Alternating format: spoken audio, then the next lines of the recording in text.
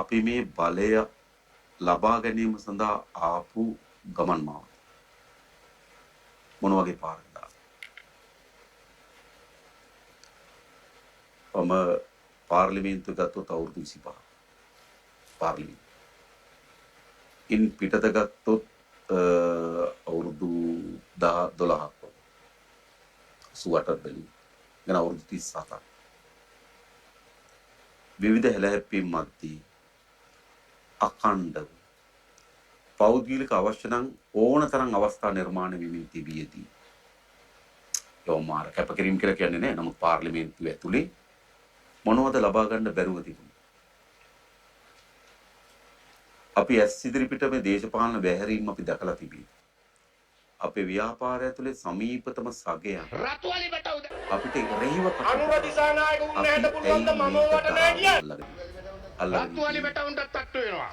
මේ ජනාධිපති ධූරයක් කියන එකක් අරගෙන වෙනස් වෙන්න නෙමෙයි. මේවා සමහර අයට ලොකු දේවල් වෙන්න පුළුවන්. මට නම් කිසිම ලොකු දෙයක් නෙමෙයි. ඒ කියන්නේ මම මීට වඩා ලොකු ජීවිතවල හිටිය කෙනෙක් නෙමෙයි. මීට වඩා ඉතාමත් වරප්‍රසාදිත ජීවිතවල හිටපු මිනිස්සු.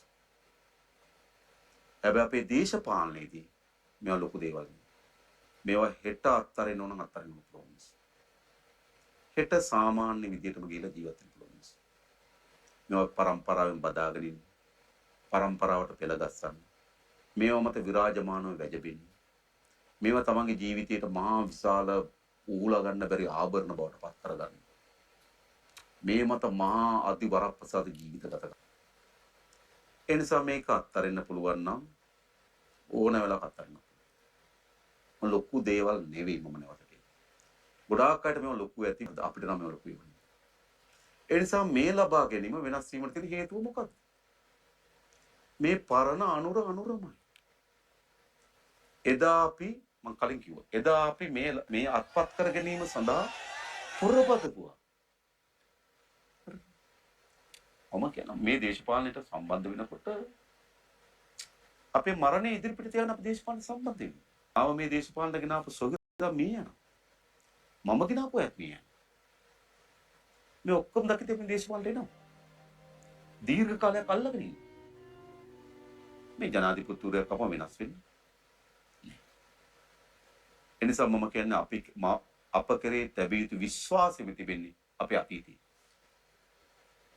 ඒක තමයි එහෙම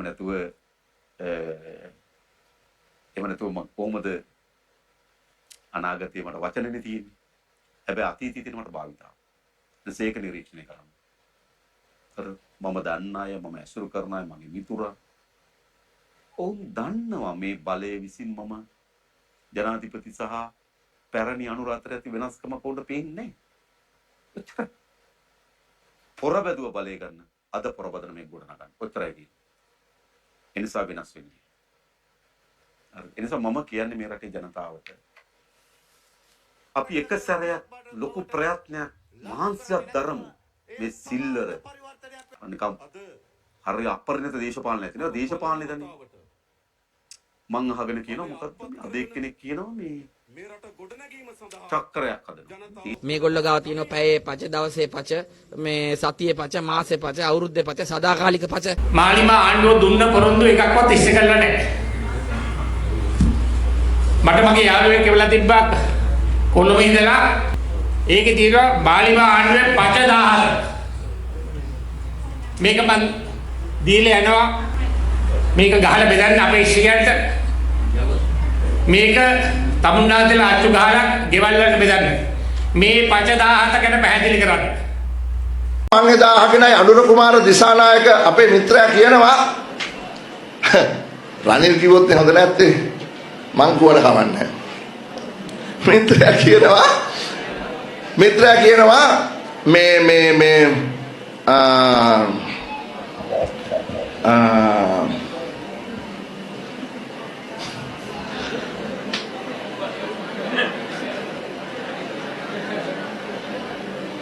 තැන් වල කතා කරලා මට දේවලුත් අමතක වෙනවා.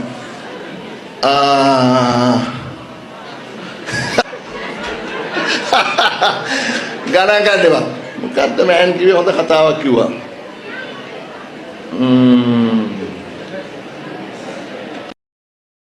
එළියේ ඉන්න පොඩි අර සිල්ලර බබාලට ඔය නාටකම් නටනට ඉන්න කියව ඉන්න කියන්නේ. කිසි දේශපාලන අරයක් නැති බරක් නැති මිනිස්සු රංචුව. පේනවනේ මේ දිනේ මුළු මේ දිනේම නිකන් පොල්මල පොලේ ගෙවුවා වගේ. ඒ පොස්ටරේ අර දැකත්තයි මෙටියයි නෑ මිත්‍රෝ. දැකත්තයි මෙටියයි නෑ. ඒක ලෙනින් නෑ. කාල් මාක්ස් නෑ. විජේ විරසාවෝදරේ නෑ.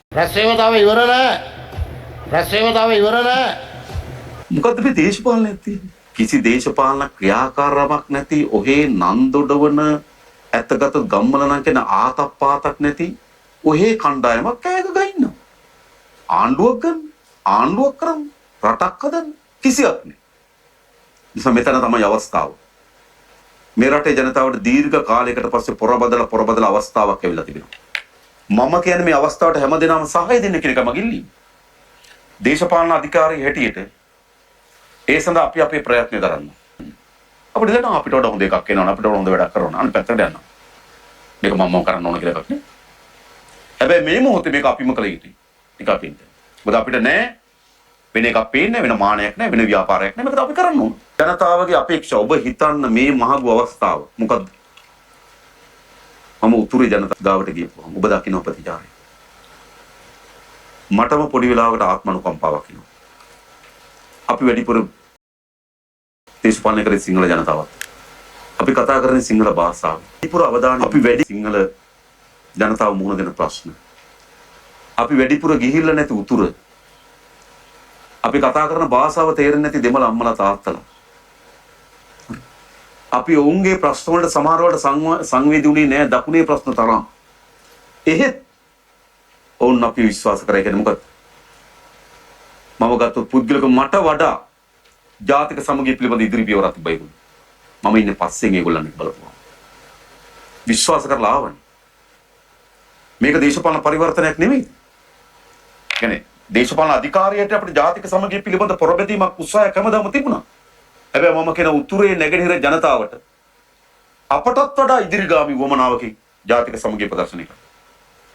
අපි නොදන්න නම් දන්නේ නැති අය 48 හදපු චෙල්ලනායක මහත්තයාගේ ෆෙඩරල් පක්ෂෙ ඉද්දී ප්‍රජාව ඇතුලේ තම ප්‍රභූ දේශපාලන කරපු මිනිස්සු ඒ ඔක්කොම ඉද්දී ඒ පක්ෂෙට යද්දී අපි තෝරගන්න මේවද මේ රටේ ජනතාව ආපහු හරවන්න ඕන කියලා කියන්නේ මේවද ඔය ලපටි කණ්ඩායම් කියන ආපහු මේ රටේ හරවන්න ඕන කියලා රතු වෙලිය දෙන්න ඕන කියලා මේවටද නෑ මේ රටේ සීබුද්ධිය අපේක්ෂාව අනාගතයේ පිළිබඳ අපේක්ෂාවත් එන හැම පුරවැසියම මේකට දායකත්වය දෙන්න ඕන මේ අවස්ථාව මග හරින්න නැති ඉස්සරහට යන්න ඕන රතු වෙලි දෙන්න ඕන ඒගොල්ලන්ට උඹලා පරණ පාර එන්න එපා මේක තමයි පාර ඒ නිසා මේ තබපු පියවර ශක්තිමත් ඉදිරියට මට විශාල විශ්වාසයක් තියෙනවා මම මේ ඔය ඡන්ද රැස්වීම වලට ගියේ මම දැක බය වෙලා නැහැ මම හැම වෙලාවෙම ජනතාවත් එක්ක සංවාදින්න ලෑස්ති මම ඡන්ද නැති කාලෙත් ගියා බලය අරගෙන කාමරයකට කොට වෙලා ආණ්ඩු කරන්නේ නේ ජනතාව මුණ ගැහෙන එක ජනතාවගේ ප්‍රශ්න දෙක සංවේදී වෙන එක ජනතාව හිතන මතන විදිහට තේරුම් ගන්න එක ජනතාවට අහුම්කම් දෙන එක ජනතාවට අපි කරන කතාව කියන එක ඒක හැමදාම කියන්න ඕන ගිහිල්ලා මේක ආණ්ඩුවක් ජනතාවෙන් විතැන්වලා කරන රටක් නෙමෙයි මේ අභියෝගේ ගොඩ ගන්න ජනතාව ඒකාබද්ධ කරගන්න නිසා හැමදාම ගිහිල්ලා ජනතාවට අපි කරන පණිවිඩය දෙන්න ඕන ඒක ඡන්ද ව්‍යාපාරේ වඩාත් හොඳයි උණුසුම තියෙනවා ගිහිල්ලා දෙනවා ඡන්දේ පවුල ආයෙම යනවා ගිහිල්ලා ජනතාවට කියන අපි කරන වැඩේ නැවත ජනතාව කුළු ගන්නමින් අපේක්ෂාවන් පොදිබන්ධගෙන මේ පාරට ගේන්න ඕන. මේ මලකඩ කාපු පැරණි පුරුදු වලට ඇබ්බැහි වෙච්ච සමාජයක් තියෙනවා. ඒ සමාජය යහපත් කරන්න ක්‍රියාමාර්ග විතරක් නෙවෙයි කතාවක් අවශ්‍යයි, ආදර්ශයක් අවශ්‍යයි, මඟ පෙන්වීමක් අවශ්‍යයි. මොකද්ද වෙන්නේ කියලා අපි කරනවා. ඒ නිසා මේක නව අපේ රටේ නිදහස් නැගිටීම. එන්ඩාස් නැගිටීම ආපහු වරවන්න මේ කවුරුත් ඉඩ දෙන්නේ. මේදි විශාල වගකීමක් තියෙන මාධ්‍ය ආයතන වලට. ඔන් තමන්ගේ පුද්ගලික ප්‍රශ්න කේන්ද්‍ර කරගෙන මාධ්‍ය මෙහෙම නතර කරන්න ඕන. මතක තියාගන්න බලයක් තියෙන බව. ඔය හැම දෙනාම මතක තියාගන්න බලයක් තියෙන බවදී. අපි වැරද්දක් කරනවා අපි වැරද්දට මම ඕන තරම් කියලා තියෙනවා. මම මේ වගේ කියලා තියෙනවා මම ඕන වෙලාවකට නැවත ප්‍රශ්න කරන්න මම එනවා කියලා. අපි විවෘතයි ප්‍රශ්න කරන වැරදුන් තන තේරුම් ගන්නවා හදා ගන්න ලෑස්ති අඩුපාඩුකම් පිළිගන්න ලෑස්ති. හැබැයි මේක විතරයි තියෙන පාර.